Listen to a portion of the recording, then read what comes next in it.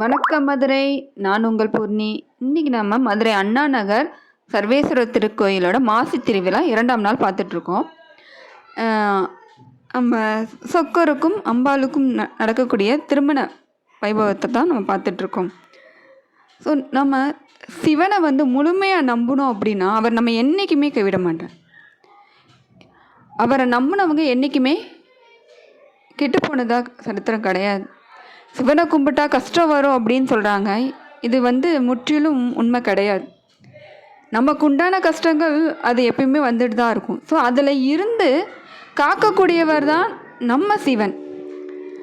நம்ம ஐயோ நமக்கு கஷ்டம் வருதே, நம்ம சிவனை கும்பிட்றனால தான் கஷ்டம் வருதோ அப்படின்லாம் கிடையாது. நமக்கு உண்டான கஷ்டம் வந்துட்டுருக்கு. அதை நம்ம மனமுறை வேண்டும் போது அதிலேருந்து நம்ம காக்கக்கூடியவர் தான் சிவன்.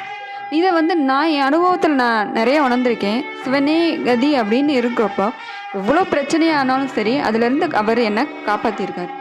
இதை உண்மையாக யார் யார் சிவனை கும்பிட்றாங்களோ அவங்களுக்கு கண்டிப்பாக இதை பற்றின புரிதல் இருக்கும். சிவனை நம்பினவங்க என்றைக்குமே கைவிடப்பட்டதில்லை.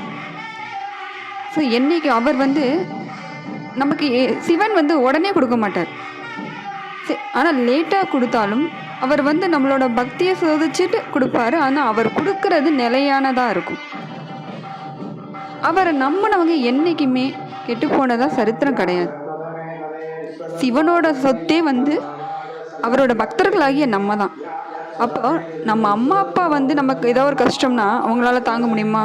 அப்படி இருக்கிறப்ப அம்மையும் அப்பனும் நமக்கு ஒரு கஷ்டம் வருதுன்னா விட்டுருவாங்களா? அவங்கள மனமுருக வேண்டும் போது அவங்களே கதிங்கும் போது கண்டிப்பாக நம்மளை ஒவ்வொரு படியிலையும் நம்மளை உயர்த்தி காட்டுவாங்க. இதுதான் நம்ம சிவபெருமானோட மகிமை.